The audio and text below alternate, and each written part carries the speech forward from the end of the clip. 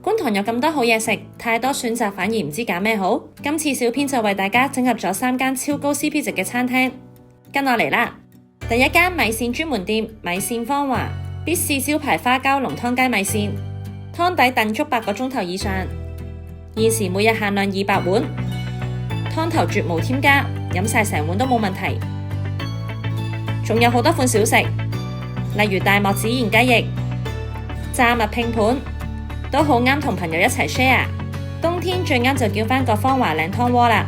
今次試咗黃酒雞湯底，飲一啖就即刻暖粒粒，收工一個人 me time 慢慢嘆，仲可以升級到停烏冬，同特飲楊枝甘露添啊！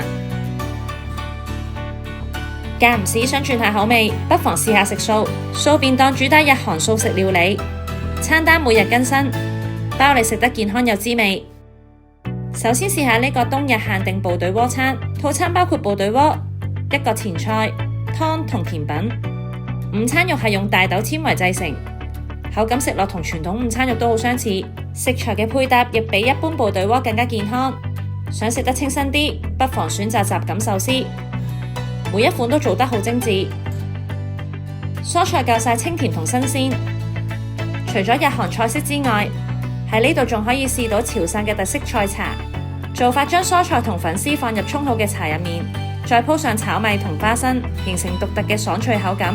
估唔到原來素食都可以咁多元化，無論味道同賣相都充滿驚喜。最後一站嚟到同樣位於工廈嘅西餐廳 Bubble Tree， 呢度唔收加一，唔限時，唔收切餅費，同朋友聚會傾耐啲偈都得啊！